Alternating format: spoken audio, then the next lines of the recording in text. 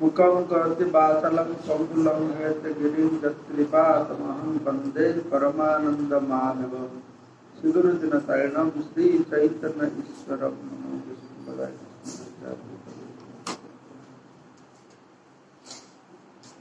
আমরা হরিদাস ঠাকুর মহিমা শ্রবণ করলাম।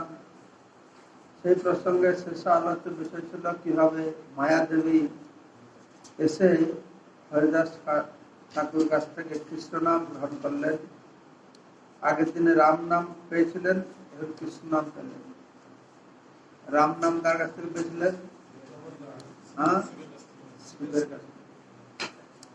তো এখন আমরা আজকে শ্রবণ করবো শ্রী চৈতন্য মহাপ্রভুর সঙ্গে সনাতন গোস্বামীর মিলন। তো চৈতন্য মহাপ্রভুর সঙ্গে সনাতন গোস্বামীর বিভিন্ন সময় মিলন হয়েছে। প্রথম মিলন কোথায় হয়েছে? প্রথম মিলন হয়েছে রামকেলিতে। তারপরে মহাপ্রভু যখন বারাণসী ছিলেন তখন সনাতন গোস্বামী জেল থেকে মুক্ত হয় তপন মিশ্রের বাড়িতে আমরা আলোচনা করেছিলাম না। মহাপ্রভু বলল বৈষ্ণব আছে ডেকে নিয়ে আসলাম, সেখানে দর্শন হলো। এখন আবার সেই বৃন্দাবন থেকে ফিরে এসেছেন, পুরীতে মহাপ্রভুর সঙ্গে সাক্ষাৎ হচ্ছে। বৃন্দাবনাৎ পুনঃ প্রাপ্তম শ্রী গৌর শ্রী সনাতনম দেহপাতাৎ অবন স্নেহা শুদ্ধম চক্রে পরিচ্ছয়া। বৃন্দাবনাৎ পুনঃ প্রাপ্তম মানে বৃন্দাবন থেকে ফিরে এসেছেন। শ্রী গৌর সনাতনম প্রাপ্তম, গৌরাঙ্গ মহাপ্রভু সনাতনকে প্রাপ্ত হয়েছেন, যিনি বৃন্দাবন থেকে ফিরে এসেছেন। আর কি করেছেন? দেহ পাতাত অবন, সনাতন গোস্বামী আত্মহত্যা করতে চেষ্টা করছিলেন। দেহপাত শরীর বিনাশ করতে চেষ্টা করছিলেন, শরীরকে নষ্ট করবে। কি কারণে আমরা শ্রবণ করব? তো মহাপ্রভু সেই দেহপাত থেকে উদ্ধার করে পরীক্ষা পূর্বক শুদ্ধ করেছিলেন। স্নেহবশত স্নেহভাবে স্নেহার শুদ্ধম চক্রে পরীক্ষা করেছিলেন।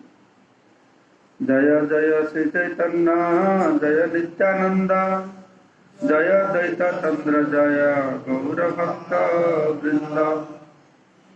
নীলাচল হইতে রূপ গৌর যেবে গেলা, মথুরা হইতে সনাতন নীলাচল আইলা। ঠিক আছে, তুমি কি করছ?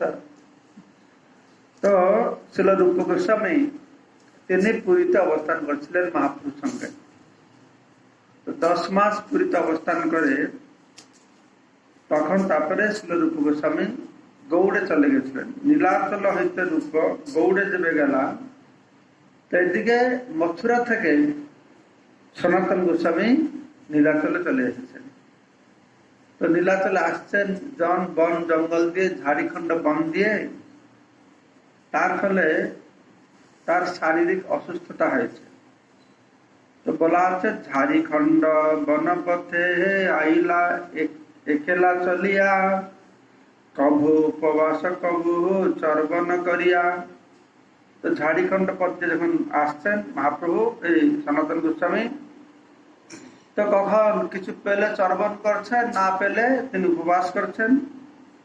তো এইভাবে তিনি এসে নীলাচলে পৌঁছে গেছেন। তো যখন এই ঝাড়িখণ্ড বন দিয়ে আসছেন তখন ঝাড়িখণ্ডের জলের দোষে উপবাস হইতে, গাত্রে কণ্ডু হইল রসা পড়ে খাজু আইতে। খাজু আইতে মানে চুলকানি করছে। তো ঝাড়িখণ্ড যে আসছেন, তো জল যেখানে যেখানে জল খাচ্ছেন, উপবাসে আছেন, তো সারা গায়ে কণ্ডু হয়ে গেছে, কণ্ডু রসায় ভরে গেছে। যে চুলকাচ্ছে তখন কণ্ড রস এখান থেকে বেরোচ্ছে। তখন সনাতন গোস্বামী খুব নিরাশ ভাব, নির্বেদ ভাবে চিন্তা করছেন। নির্বেদ হইল পথে করে না বিচার, বিচার করছেন নিচ জাতি দেহ মোহর অত্যন্ত অসার, জগন্নাথে গেলে তার দর্শন না পাইম, প্রভুর দর্শনে সদা করিতে না নারিম, মন্দির নিকটে শুনি তার বাসা স্থিতি, মন্দির নিকটে সব ভালো গুড দেয় sound is not good over there. Break it out from the one. Hare Krishna. This is different. Too much one. देखिए इको दवा से ना कि इको टा बंद कर देना पूरा। हरे कृष्ण हरे बाबू इको अच्छा है ना, ठीक है इको सड़क। तो निर्वेद हईल पथे, हाँ मंदिर निकटे सुनी तार भाषा स्थिति, मंदिर निकटे जाइते मोर नाही शक्ति। तो तिनी नैराश्यर फले सनातन गोस्वामी যখন ঝাড়িখণ্ড বন্ধে আসছেন তখন তিনি বিচার করছেন যে আমি তো নিচ জাতি, দেহ মোর অত্যন্ত অসার, আমার এই দেহ ভগবানের সেবার জন্য যোগ্য নয়। নিজ জাতির দেহ মোর অত্যন্ত অসার। আর আমি যদি জগন্নাথ পুরীতে যাব, যেহেতু হরিদাস ঠাকুর মুসলমান পরিবার জন্ম হয়েছিলেন, আমার মনে তখন থেকে এই হিন্দুদের জগন্নাথ মন্দিরে যাওয়া নিষিদ্ধ হয়ে গেছে। তখন থেকে মহাপ্রভুর পূর্বে মনে হয় এই মুসলমানরা জগন্নাথ মন্দির আক্রমণ করে, তারা বিগ্রহকে চুরি করে নিয়ে গেছিল, কখন শোনা আছে বিগ্রহকে পুড়িয়ে দিয়েছিল, এরকম করেছিল। 150 বছর জগন্নাথ মন্দির পূজা বন্ধ হয়ে গেছিল, জগন্নাথ ছিলেন রথযাত্রা হচ্ছিল না। কি অবস্থা, মুসলমান রাতের সময় এই আওয়াজ সেট করতে পারছে না। তুমি জানো তুমি আসছো না, ওকে বলতে পারো তুমি আসো, যে জানে সে আসো, তো বুঝতে পারো না। এটা সাউন্ডটা ভালো না হলে এইটা ব্রডকাস্টটা ভালো হবে না। হরে কৃষ্ণ লিখো দে লিখো। তো বলছে যে আমি তো জগন্নাথ পুরীতে গেলেও জগন্নাথের দর্শন করতে পারবো না, আর মহাপ্রভু দর্শন করবো, সবসময় তো মহাপ্রভু দর্শন করতে পারবো না। আর আমি শুনেছি মহাপ্রভুর বাসা আছে মন্দিরের কাছে, মহাপ্রভু সেরকমটা বাসা চাইছিলেন। মহাপ্রভু যখন প্রথমে পুরীতে গিয়েছেন, তিনি তো অবস্থান করেছিলেন সার্বভৌম ভট্টাচার্যের বাড়িতে। 2-3 মাস অবস্থান করে সার্বভৌমকে ভক্ত করে দক্ষিণ ভারতে চলে গেলেন। সেখানে রায় রামানন্দের সঙ্গে দেখা হলো। আর দক্ষিণ ভারতে ফিরার পরে তখন মহাপ্রভু খবর পাঠিয়েছেন, আমার জন্য একটা জায়গা ঠিক করো, মন্দিরের কাছে হবে আর নিরিবিলি হবে। তো এরকম জায়গা কোথায় পাওয়া যাবে? তো রাজা পত্রগুপ্ত বলছেন এই কাশী মিশ্র যে গম্ভীরা, কাশী মিশ্র ভবন, তার বাগান বাড়ি ছিল, কাশ্মীর বাড়ি অন্য জায়গায় ছিল, বাগান বাড়ি ছিল। তো এটা ভালো হবে। তো মহাপ্রভু এইভাবে নিরিবিলি স্থান আর মন্দির নিকটে একটি স্থান বিবেচনা করা হলো। তো সে কথা সনাতন গোস্বামী শুনেছেন। মন্দির নিকটে শুনে তার বাসা স্থিতি, মন্দিরের নিকটে যাইতে মোর নাহি শক্তি। তাহলে তো মন্দির নিকটে যেতে পারবো না, মানে কত দৈন্য। হ্যাঁ, সনাতন গোস্বামী কত দৈন্য, মানে হিন্দু ধর্মের প্রতি উনি তো হিন্দু তো নয়, আবার ব্রাহ্মণ ঘরে ছেলে, রাজত্ব করেছিলেন দক্ষিণ ভারতে, হ্যাঁ, কর্ণাটকের ওদিকে।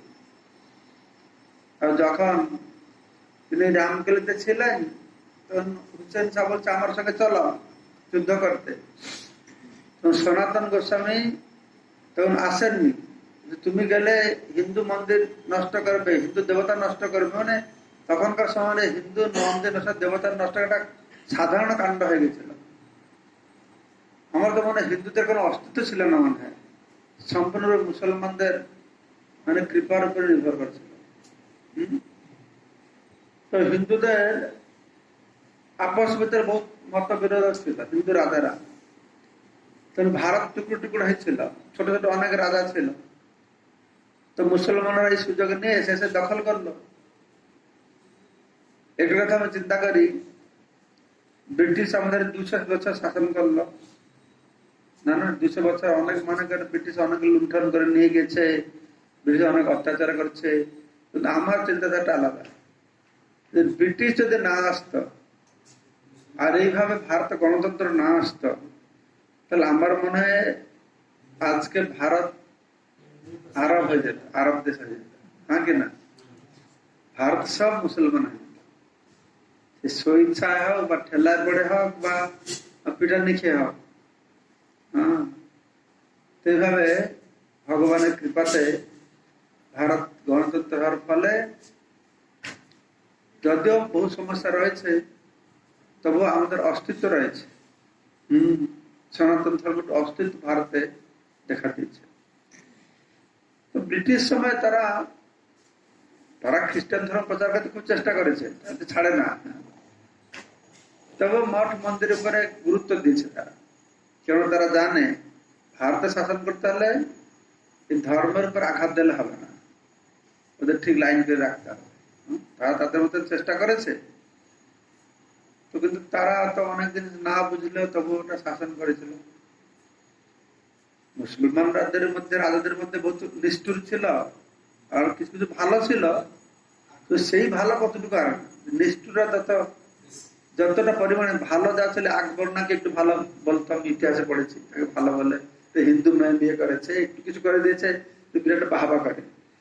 কত যে লুণ্ঠন করেছে, সোমনাথ মন্দির কতবার লুণ্ঠন করেছে বাবর এসে নাকি 18 বার নাকি 17 বার, সব সোনা ধর্ম, মানে কি অবস্থা, দুরবস্থা। কিন্তু আমি শুনেছি এই আওরঙ্গজেব নাকি সব থেকে দুষ্ট ছিল। আওরঙ্গজেব আমাকে বললো না, আওরঙ্গজেব জগন্নাথ মন্দিরে 1000 একর জমি দান দিয়েছে। হ্যাঁ, কোনটা বইতে তার লেখা রয়েছে, সে লিখে দিয়েছে জগন্নাথ সেবার জন্য। কি স্বীকৃতি হলো তার ফলে হয়তো কিছু লাভ হবে। যেরকম সাদ্দাম হোসেন নাম শুনেছ? তাকে ইরানের তাকে ফাঁসি দেওয়া হলো না।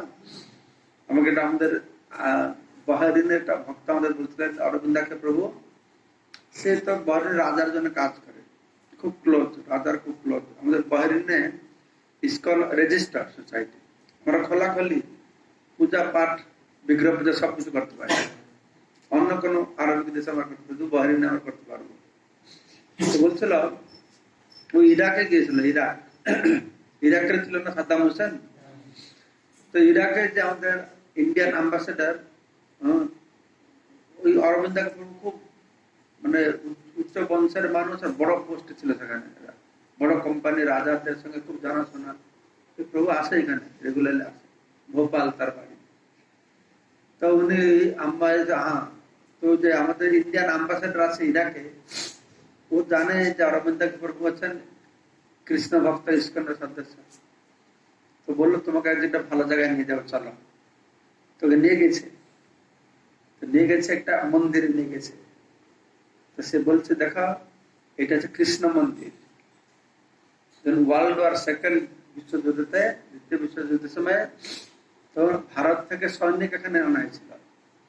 মানে তখনকার সময়ে এই ঠাকুর দেবতা পূজাটা করে অতটা গুরুত্ব ছিল, সেই দেশে আমাদের এখান থেকে সৈনিক নিয়ে গেছিল, সৈনিকদের জন্য একটা মন্দির করেছে।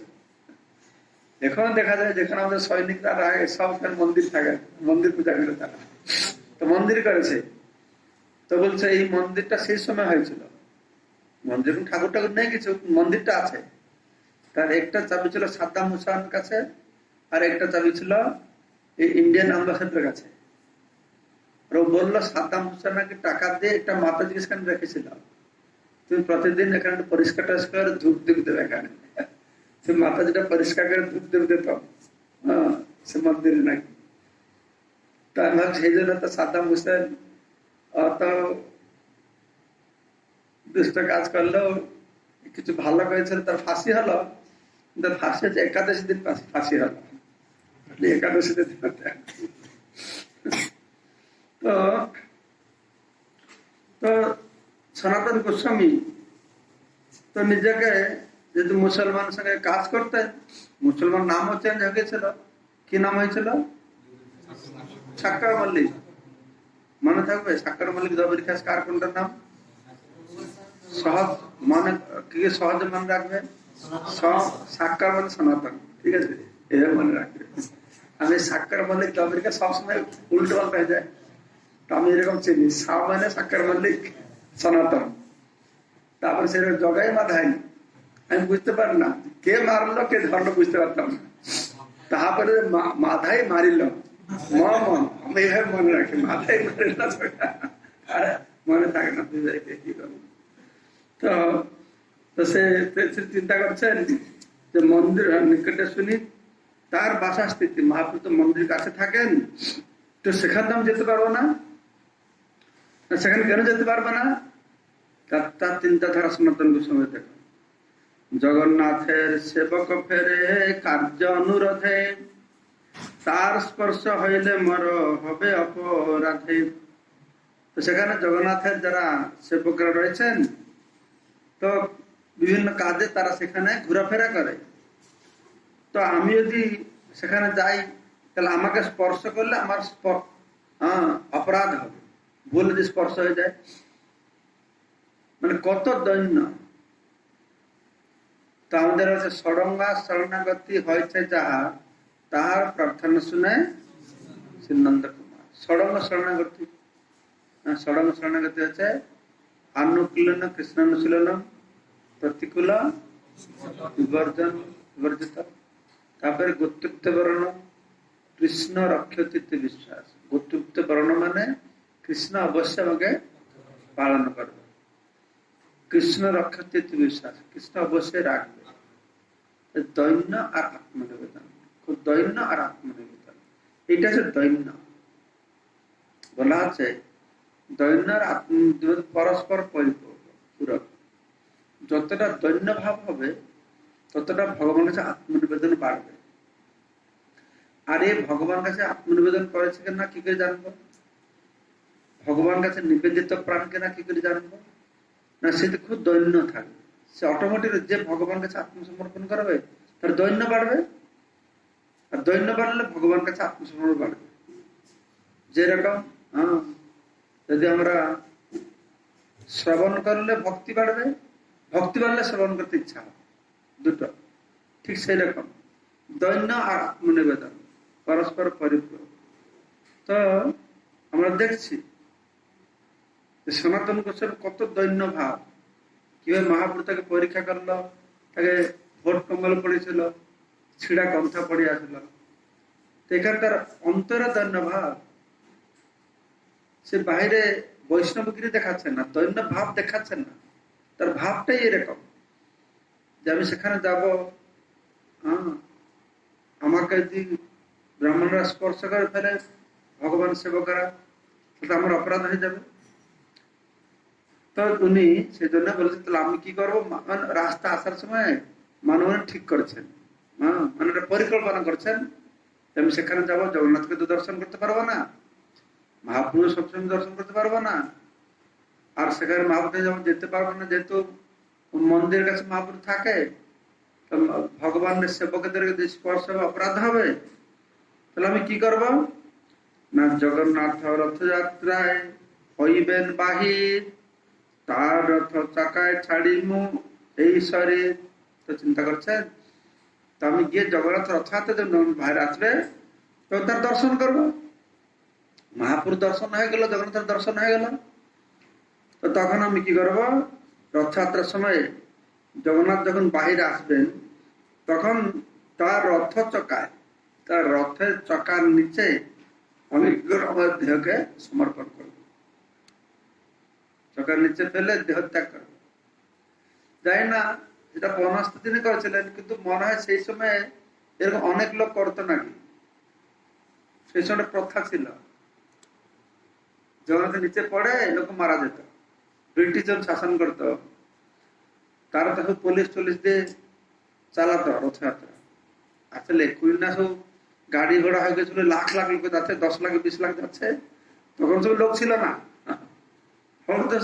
সেখানে যাওয়া খুব দুর্গম ছিল, সে বালি ছিল, ঘর বেড়িয়া তো ছিল না, লোকজন ছিল না। আমি শুনেছি নাকি রথ টানার জন্য গৌড় মানে গোয়েলদেরকে ভাড়া করে নিয়ে আসতে হতো রথের দড়ি টানার জন্য, এখন তো দড়ি স্পর্শ করতে সুযোগ পায় না, হাতি দিয়ে রথের দড়ি টানা হতো সেই সময় ছিল। তখন তো পিচ রাস্তা ছিল না, মানে বালি ছিল, সে বালি দিয়ে টানতো, আর মানুষ যারা ছিল না মনে হয়, তখনকার ব্রিটিশ সরকার পরিচালনা করতো, রথযাত্রা তারা পরিচালনা করতো। তারা কোথায় লিখেছে যে প্রথা ছিল যে লোকেরা জব করে রথের সামনে পড়বে, ঝত্যাগ করবে, তো এটাকে খুব কুসংস্কার বলে তারা মনে করত। তো সনাতন গোস্বামী এটা চিন্তা করছেন যে আমার তো অত দুর্ভাগ্য, দর্শন হবে না, এই সমস্যা, তাহলে একটা খুব ভালো কাজ হবে, আমি রথের সামনে চাকার নিচে দেহত্যাগ করবো, তাহলে খুব ভালো হবে। এর থেকে আর কি ভালো আছে, মহাপ্রভুর আগে আর দেখি জগন্নাথ, সামনে থাকবে মহাপ্রভু আর জগন্নাথ দর্শন করতে থাকবো, রথে দেহ ছাড়ি এই পরম পুরুষার্থ, এই হবে আমার সব থেকে জীবনের পরম পুরুষার্থ। মহাপ্রভু সামনে থাকবে, জগন্নাথের রথে, জগন্নাথের আগে এমনি দেহ ত্যাগ করব। এই তো নিশ্চয় করি নীলাচলে আইলা, লোকে পুছি হরিদাস স্থানে উতরিলা। তো লোকদের জিজ্ঞাসা করে হরিদাস ঠাকুর যেখানে থাকেন সেখানে এসেছে, হরিদাস ঠাকুরকে মন্দির প্রবেশ নিষেধ ছিল, তাই রূপ গোস্বামী সনাতন গোস্বামী আসলে এই হরিদাস ঠাকুর সঙ্গেই তারা থাকতেন। এই তো নিশ্চয় করি নীলাচলে আইলাম, লোকে পুছি হরিদাস স্থানে উত্তরিলাম। লোকে জিজ্ঞাসা করতে করতে হরিদাস ঠাকুরের কুটিরে এসে উপস্থিত হয়েছে। হরিদাস কইলাতে চরণ বন্দন, জানি হরিদাস তারে কইলা আলিঙ্গন। তিনি হরিদাস ঠাকুরের শ্রী পাদপদ্ম বন্দনা করলেন। সনাতন গোস্বামী হরিদাসকে সম্মান করলেন, আর হরিদাস ঠাকুর তাকে চিনতে পেরে তাকে আলিঙ্গন করলেন। মহাপ্রভু দেখিতে তার উৎকণ্ঠিত মন, হরিদাস কহে প্রভু আসিবেন এখন। তো মহাপ্রভু প্রতিদিন জগন্নাথ দর্শন করার পরে হরিদাস ঠাকুর কাছে আসতেন। মহাপ্রভু তো হরিদাস ঠাকুরকে জায়গা দিয়ে দিয়েছেন উনার বাড়ি পিছনে, সেখান থেকে বলতেন তুমি এখান থেকে নীলচক্র দর্শন করো, মন্দিরে প্রবেশ হয় না। মহাপ্রভু পেড়াপড়িও করেননি, তিনি জানেন হরিদাসের নাম শুনলে জগৎ পবিত্র হবে, যেহেতু তাদের লোকাচার সেখানে রয়েছে, তাই তিনি কোনো সেই বিষয় নিয়ে বেশি কিছু করেননি। তো প্রতিদিন মহাপ্রভু হরিদাস ঠাকুরকে জগন্নাথকে দর্শন করতে না দিলে কি হবে, জগন্নাথ স্বয়ং মহাপ্রভু রূপে হরিদাস ঠাকুরকে দর্শন দিতে আসতেন। তো যখন সনাতন গোস্বামী খুব উদ্বিগ্ন, কখন মহাপ্রভু দর্শন পাবো, হরিদাস বলছেন প্রভু আসিবেন এখন, তিনি এখন এসে পৌঁছাবেন। হেন কালে প্রভু উৎপল ভোগ দেখিয়া হরিদাসে মিলিতে আইলা ভক্তগণ লয়া। তো চৈতন্য মহাপ্রভু জগন্নাথ মন্দির উৎপল ভোগ দর্শন করে তার ভক্তদের নিয়ে হরিদাস ঠাকুর সঙ্গে সাক্ষাৎ করতে এসেছেন। প্রভু দেখি দুহে পড়ে দণ্ডবত হইয়া প্রভু আলিঙ্গিয়া হরিদাসের উঠাইয়া। তো চৈতন্য মহাপ্রভু দেখে সনাতন গোস্বামী হরিদাস দুজন খুব দণ্ডবত প্রণাম করছেন। তো মহাপ্রভু তো সনাতন গোস্বামীকে চিনতে পারে না। এটা আগে তো সনাতন গোস্বামী ইমেল করেননি বা ফোন করেননি বা জানাননি, জানবে কি করে, হঠাৎ পৌঁছেছে। তো মহাপ্রভু হরিদাস ঠাকুরের আলিঙ্গন যখন করছেন, মহাপ্রভু আলিঙ্গিয়া হরিদাসের উঠায়া, হরিদাস ঠাকুর উঠে আলিঙ্গন করছেন। হরিদাস কি করছে না বলে দিয়েছে, হ্যাঁ, হরিদাস কহে সনাতন করে নমস্কার। সনাতন তোমাকে ওখানে প্রণাম করছে, সনাতন এসেছে। তো মহাপ্রভু সনাতন এসছে শুনে এত খুশি হয়ে গেছেন। সনাতন দেখি প্রভু হইলা চমৎকার। তো খুব আনন্দিত হয়েছেন যে সনাতন এসেছে।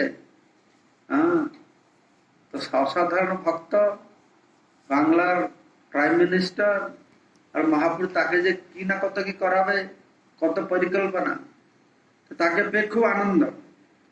তো আনন্দ পেয়ে তো মহাপ্রভু ছুটছেন তাকে আলিঙ্গন করবে। হ্যাঁ, তো সনাতন গোস্বামী তখন কি করছেন, সনাতনে আলিঙ্গিতে প্রভু আগু হইলা পাছে ভাগে সনাতন কহিতে লাগিলা।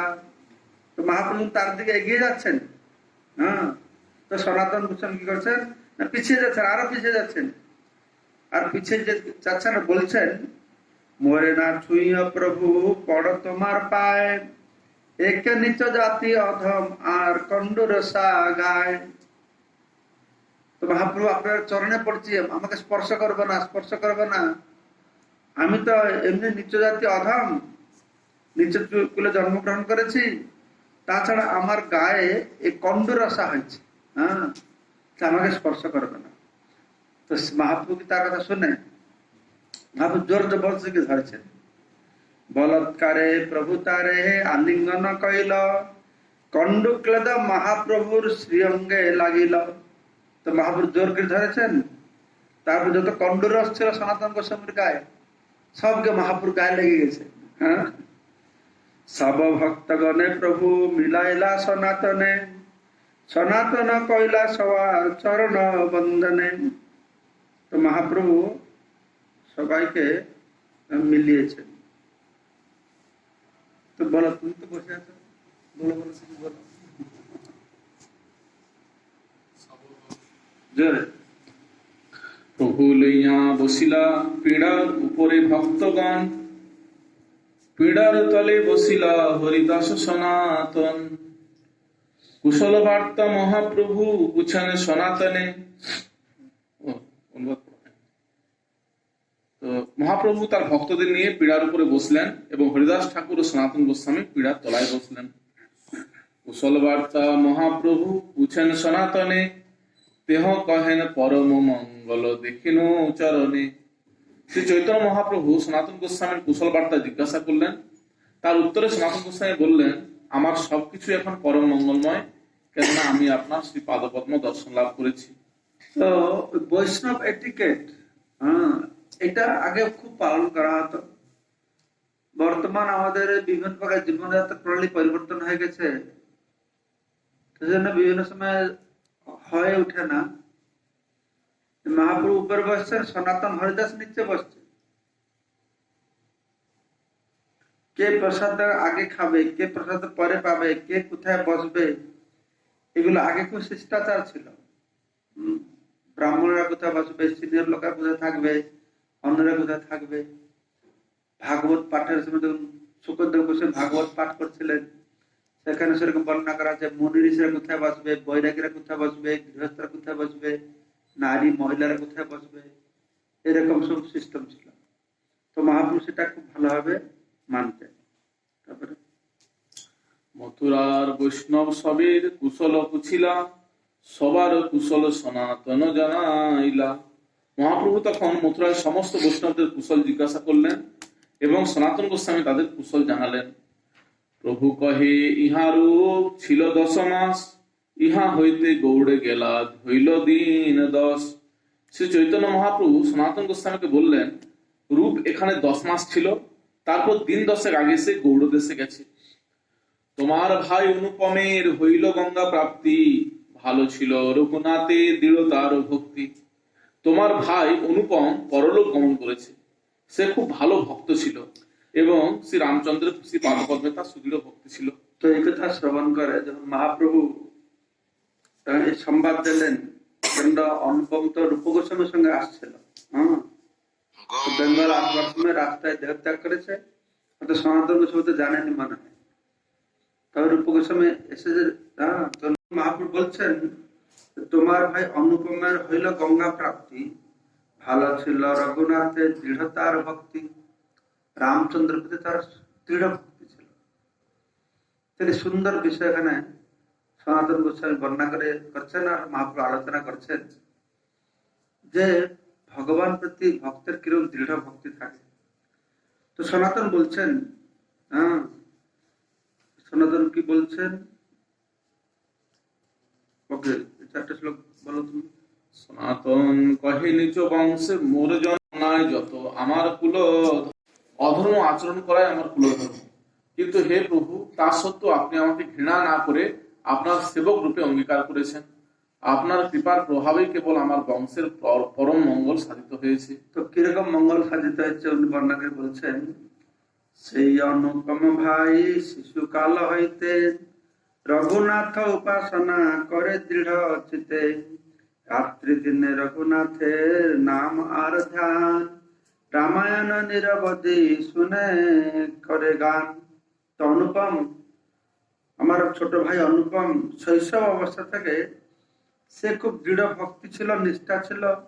কার প্রতি? না, রঘুনাথের প্রতি। রঘুনাথ উপাসনা করে দৃঢ় চিত্তে, আর সারা রাত দিন রঘুনাথের নাম নেতার ধ্যান করত আর রামায়ণ শ্রবণ করত।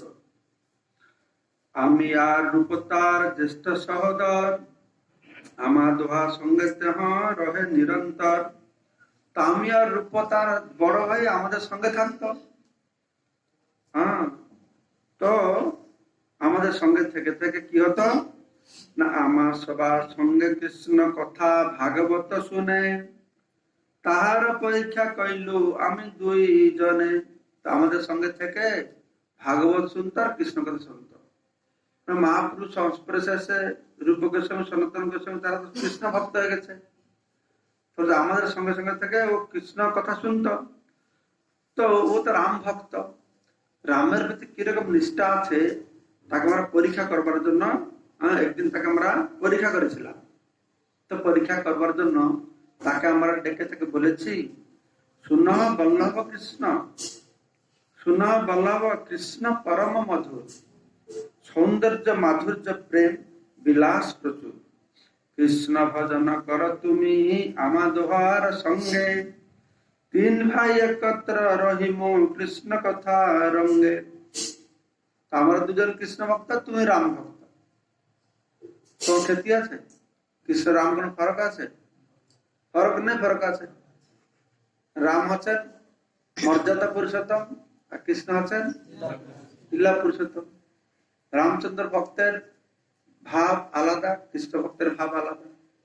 তো এরা তাকে বলছে, তো বুঝাতে, শুনো বল্লভ, মানে অনুপমের আরেক নাম ছিল বল্লভ।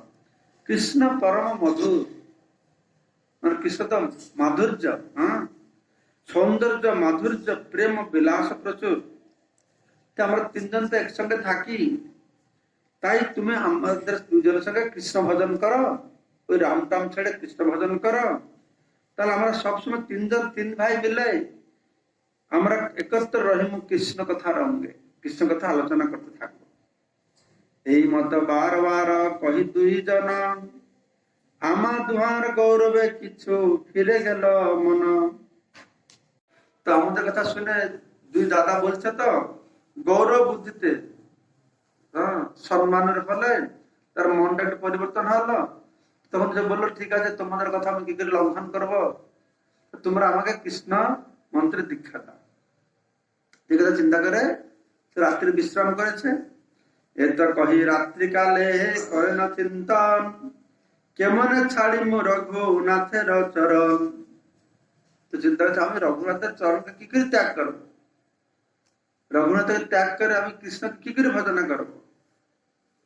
সব রাত্রি ক্রন্দন করি কইল জাগরণ, প্রাতকালে আমা দুহায় কইল নিবেদন। রঘুনাথের পদ্মে বেঁচে আছে মাথা, কাড়িতে না পারো মাথা পাং বড় ব্যথা। কৃপা করি মোরে আজ্ঞা দেহ দুইজন, জন্মে জন্মে সেব রঘুনাথের চরণ। রঘুনাথের পদ্ম ছাড়ানো না যায়, ছাড়িবার মন হইলে প্রাণ ফাটি যায়। তো সারা রাত চিন্তা করছে যে কিভাবে রঘুনাথের চরণ ত্যাগ করবো। তো সকালে তো বল্লভ আমাদের দুজনের কাছে এসেছে, মানে রূপ সনাতন গোস্বামীর কাছে এসেছে, বলছে যে রঘুনাথের পাদপদ্মে বেঁচে আছি মাথা, আমার মাথা রঘুনাথের চরণ কমলা বিক্রি করে দিয়েছি, আমি সেখান থেকে বাহির করতে পারবো না, আমার খুব ব্যথা, আমি এখন আর ফিরিয়ে নিতে পারছি না, সেজন্য আমি গভীর বেদনা অনুভব করছি। কৃপা করে তোমরা দুজন আমাকে আশীর্বাদ করো, যেন জন্ম জন্মান্তর আমি শ্রী রঘুনাথের শ্রী পাদপদ্মের সেবা করতে পারি। শ্রী রঘুনাথের শ্রী পাদপদ্ম ত্যাগ করা আমার পক্ষে অসম্ভব। আমি যখন তার শ্রী পাদপদ্ম পরিত্যাগ করার কথা চিন্তা করি, তখন আমার প্রাণ ফেটে যায়। এই হচ্ছে ভগবান প্রতি ভক্তের দৃঢ় ভক্তি। রামই কৃষ্ণ, কিন্তু ভগবতের এক একটা স্বরূপের প্রতি এক একটা ভক্তের নিষ্ঠা। হনুমান শ্রীকৃষ্ণকে দেখে কার সাথে যুদ্ধ করলো? কে যুদ্ধ করলো না?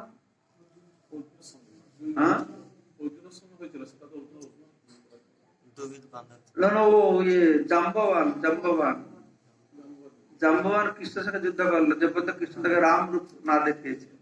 মনে আছে স্টোরি বলছিল জাম্ববানের? তো যেই যে ভক্ত হনুমান, সেরকমটা কিছু আছে। হনুমান সে রামচন্দ্র রূপ, কৃষ্ণ ভগবান থেকে রামচন্দ্র রূপ দর্শন করেছিলেন, তো সেই বিশেষ একটা স্বরূপের প্রতি ভক্তের আগ্রহ। রামের ভক্ত, বিষ্ণু ভক্ত, জগন্নাথের ভক্ত, নারায়ণের ভক্ত, বালাজির ভক্ত, বালাজির প্রতি আসক্ত, কৃষ্ণের ভক্ত। আর কৃষ্ণের ভক্তের মধ্যে কেউ রাধা মদন মোহন প্রতি বেশি আসক্ত, কেউ রাধা গোবিন্দ প্রাণধন হয়, কেউ রাধা মাধব প্রাণধন হয়। কৃষ্ণই রাধা মাধব, রাধা গোবিন্দ, রাধা গোপীনাথ, তো সেই বিশেষ বিগ্রহ প্রতি তার বেশি আসক্তি। তো এইভাবে সে বলছে যে আমার প্রাণ পেটে যাবে, তবে আমি দুহে তারে আলিঙ্গন কইলু। এরা তো ওকে পরীক্ষা করে দেখছে রামের প্রতি কত আসক্ত আছে, তো পরীক্ষা পাস হয়ে গেছে। না, আমি তো বলেছিলাম কৃষ্ণ মন্ত্র দীক্ষা নেবো, কিন্তু আমি তো পারছি না, আমি অনেক চেষ্টা করলাম, তার চরণ কমল ত্যাগ করতে পারবো না।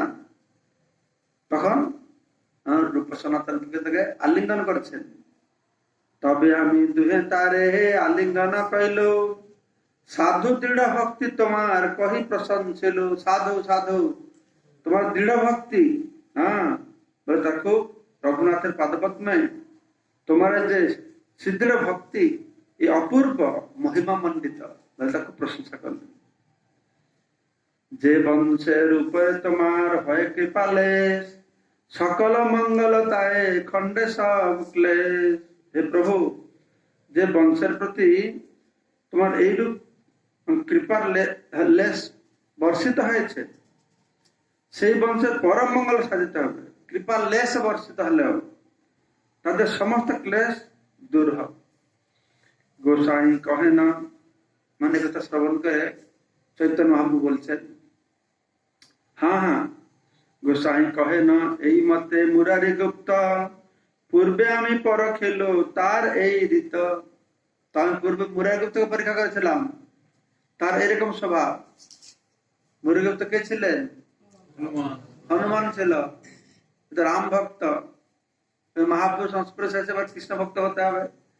মহাপ্রভু ভালোবাসে, কৃষ্ণ ভক্ত না হলে কি হয়, যে রামকে ছাড়তে পারছে না, কৃষ্ণ ভক্ত হতে হবে, মহাপুরুষ সংস্পর্শে এসে কি করবে, সে রাত্রে গিয়ে প্ল্যান করে তুমি আত্মহত্যা করবো। আমি তো রামকে তো ছাড়তে পারবো না, যে কৃষ্ণ ভক্ত মহাপ্রভুর সঙ্গে এসে কৃষ্ণ ভক্ত হতে চাই, হতে পারছে না, তো রাত্রে আত্মহত্যা করবে। তো সে ঘুমাবার আগে তার কাছে মহাপুর পৌঁছে গেছেন।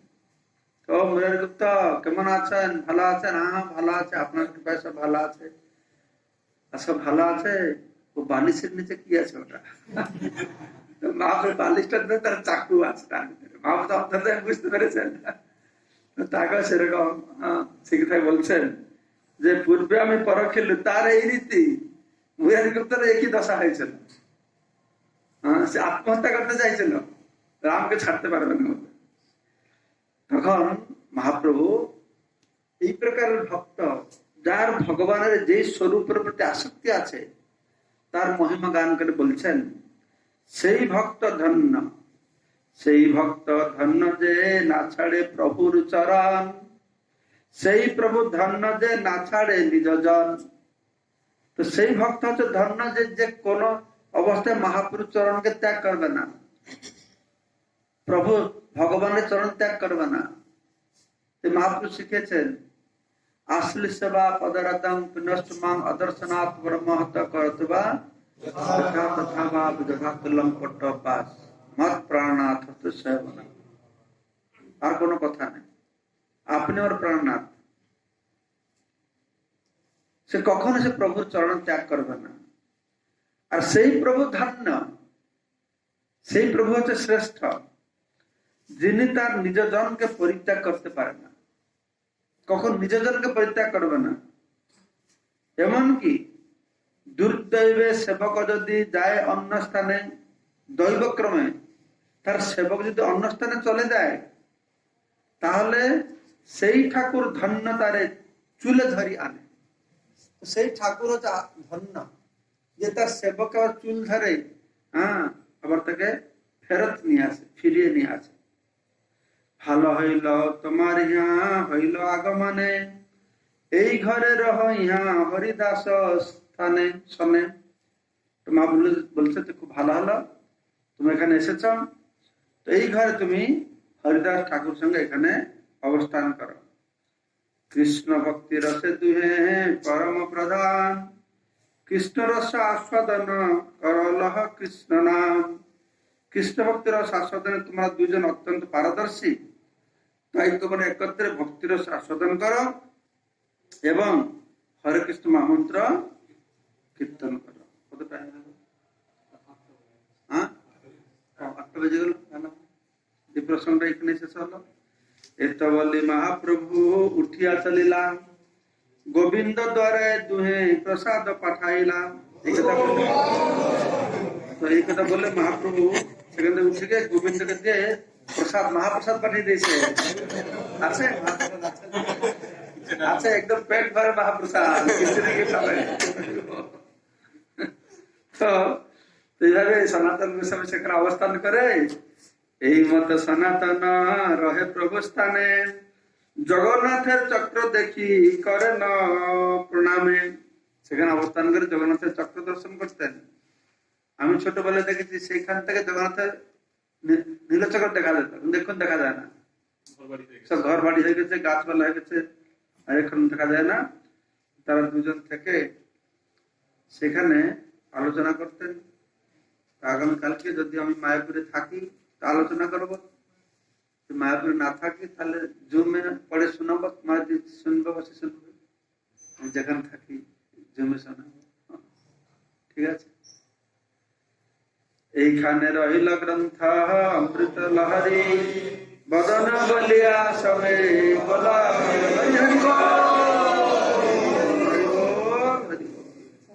জয় সনাতন গোস্বামী কি, শ্রী চৈতন্য চরিতামৃতম কি, জগৎ গুরু শিল প্রভুপাদ কি, নিতাই গৌর সীতানাথ।